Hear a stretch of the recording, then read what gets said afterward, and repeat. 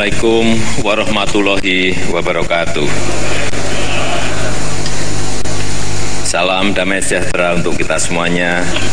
Om Swastiastu, Namo Buddhaya. Yang saya hormati Ketua, para Wakil Ketua, dan para anggota Dewan Perwakilan Rakyat Republik Indonesia. Yang saya hormati Ketua, para Wakil Ketua, dan para anggota Dewan Perwakilan Daerah Republik Indonesia.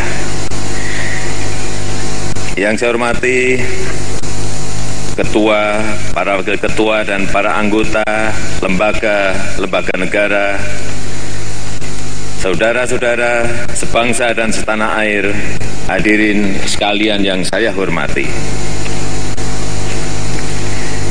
Dengan penuh rasa syukur kehadiran Allah SWT, siang ini kita dapat menghadiri sidang paripurna Dewan Perwakilan Rakyat Republik Indonesia.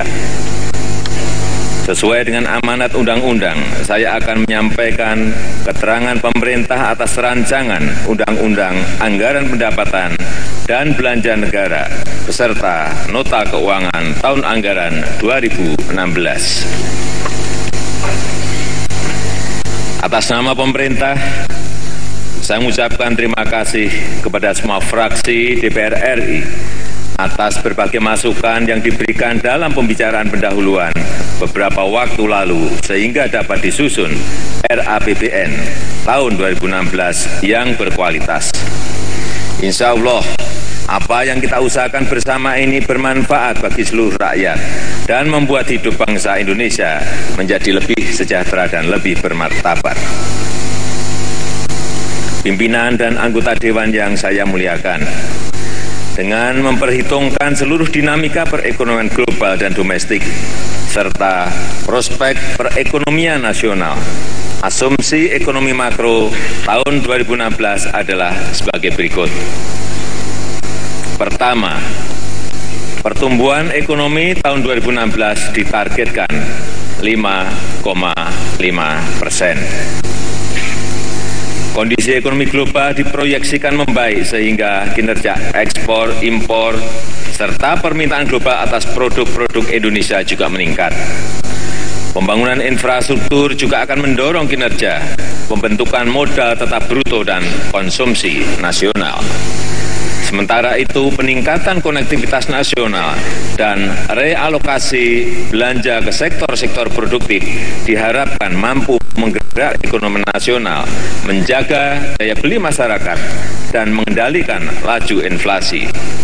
Kedua, laju inflasi tahun 2016 diperkirakan mencapai 4,7%.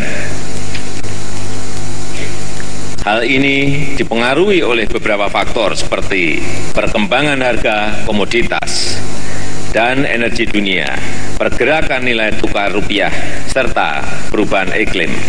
Untuk itu, pemerintah akan terus berkoordinasi dengan Bank Indonesia dan menggerakkan pemerintah daerah dalam rangka pengendalian inflasi nasional. Tim pemantauan dan pengendalian inflasi daerah terus kita aktifkan. Pemerintah juga akan menjaga harga bahan pangan dan energi di pasar domestik dengan menyediakan alokasi anggaran dan dana cadangan dalam rangka ketahanan pangan nasional. Ketiga, nilai tukar rupiah diperkirakan sebesar Rp13.400 per dolar Amerika Serikat. Perbaikan performa perekonomian global yang dimotori oleh Amerika Serikat dan perlambatan perekonomian Tiongkok, depresiasi yuan, serta pemulihan ekonomi Uni Eropa dan Jepang diperkirakan akan berpengaruh pada nilai tukar rupiah tahun mendatang. Keempat, rata-rata suku bunga surat perbendaharaan negara 3 bulan dalam tahun 2016 diasumsikan berada pada tingkat 5,5%. Surat utang negara diharapkan tetap menarik bagi para investor. Kelima, Asumsi rata-rata harga minyak mentah Indonesia dalam tahun 2016 diperkirakan sebesar $60 Amerika Serikat per barel. Asumsi ini mempertimbangkan berbagai faktor yang mempengaruhi seperti pasokan dan faktor geopolitik. Keenam, kapasitas produksi minyak dan gas bumi selama tahun 2016 diperkirakan mencapai 1,985 juta barel setara minyak per hari, yang terdiri dari produksi minyak bumi sebesar 830.000 barel per hari dan gas bumi sekitar 1,155 juta barel setara minyak per hari. Asumsi dasar ekonomi makro yang ditetapkan tersebut diharapkan dapat mencerminkan kondisi perekonomian yang lebih realistis, sehingga akan mendorong tingkat kepercayaan pasar yang lebih tinggi.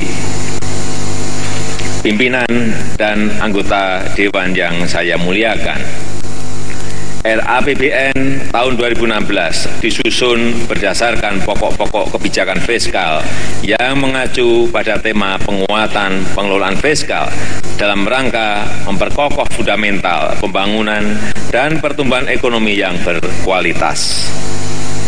Penguatan pengelolaan fiskal diarahkan melalui sisi pendapatan, sisi belanja, dan sisi pembiayaan. Dari sisi pendapatan negara, pemberian insentif fiskal ditujukan untuk kegiatan ekonomi strategis guna mendukung iklim investasi dan dunia usaha. Kebijakan perpajakan yang akan dilakukan pemerintah adalah optimalisasi penerimaan perpajakan tanpa mengganggu iklim investasi dunia usaha. Di samping itu, kebijakan perpajakan juga diarahkan untuk meningkatkan stabilitas ekonomi nasional dalam rangka mempertahankan daya beli masyarakat serta meningkatkan daya saing dan nilai tambah industri nasional.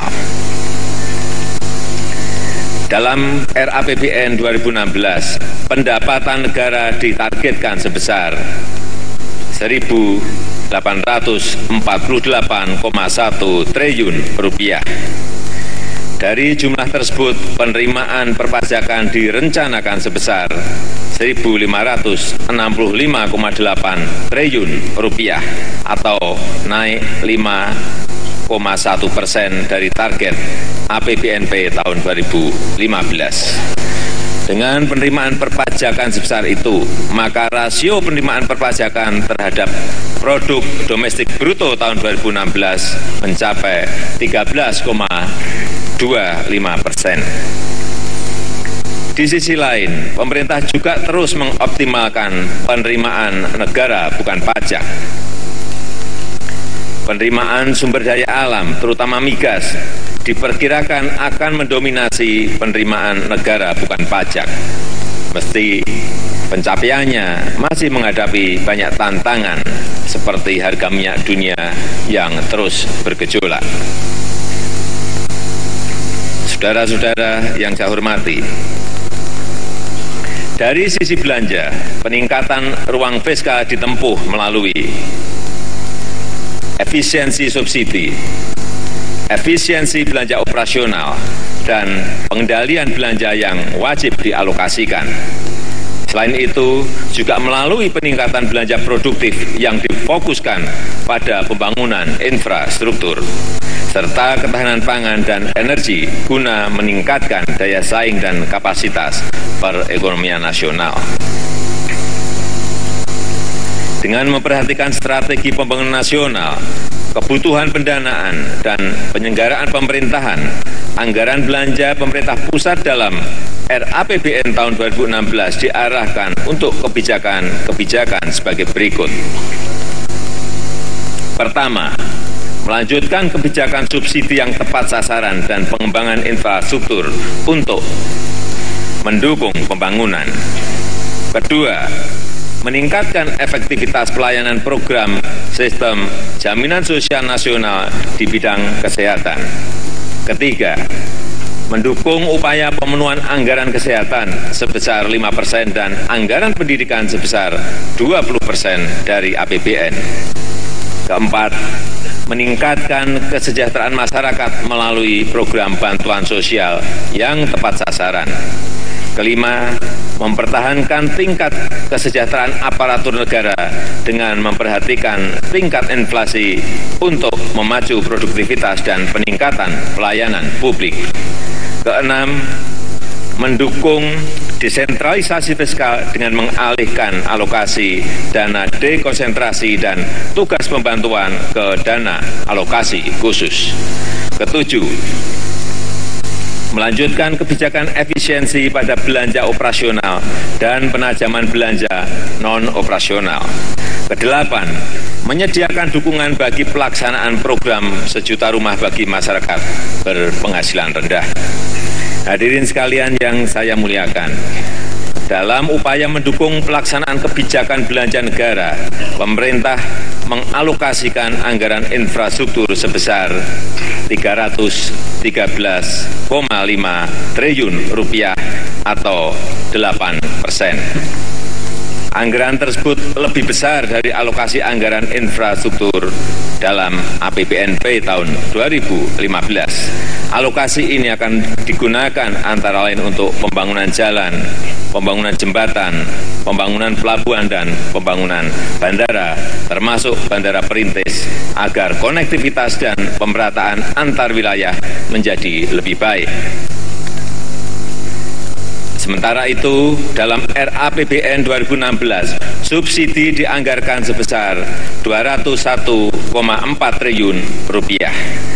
Subsidi dialokasikan untuk subsidi energi sebesar Rp121 triliun dan subsidi non-energi sebesar Rp80,4 triliun. Sejalan dengan itu, pemerintah menata ulang kebijakan subsidi dengan menyusun sistem seleksi penerima yang tepat sasaran.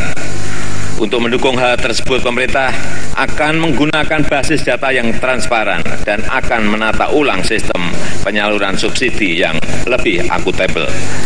Dengan begitu, anggaran subsidi diharapkan dapat dialihkan untuk belanja yang lebih produktif, sehingga efisiensi dan kualitas belanja negara dapat ditingkatkan guna mempercepat perwujudan nawacita. Hal lain yang juga menjadi perhatian pemerintah adalah kedaulatan pangan, khususnya menyangkut produksi padi, jagung, kedelai, gula, daging, serta ikan. Untuk mencapai target kedaulatan pangan tersebut, pemerintah memberikan dukungan antara lain melalui perluasan areal pertanian, serta infrastruktur pendukungnya, termasuk pembangunan irigasi. Pimpinan dan anggota Dewan yang saya muliakan, pemerintah juga tetap mengalokasikan anggaran perlindungan sosial khususnya untuk masyarakat tidak mampu. Hal tersebut dilakukan melalui peningkatan cakupan bantuan untuk keluarga sangat miskin dengan perluasan bantuan tunai bersyarat menjadi 6 juta keluarga. Peningkatan kepesertaan penerima bantuan iuran jaminan kesehatan nasional kepada 92,4 juta jiwa dan penyesuaian besaran premi penerima bantuan iuran, serta pelaksanaan program sejuta rumah bagi masyarakat berpenghasilan rendah. Program-program perlindungan sosial lainnya seperti Kartu Indonesia Pintar dan Kartu Indonesia Sehat tentunya tetap menjadi fokus pemerintah. Pada tahun 2016 mendatang, pemerintah juga berupaya untuk meningkatkan kualitas anggaran melalui beberapa langkah. Pertama, mengarahkan pada semua kementerian dan lembaga untuk menyusun perencanaan program pembangunan dan anggaran yang lebih baik dan efektif dengan berbasis kinerja.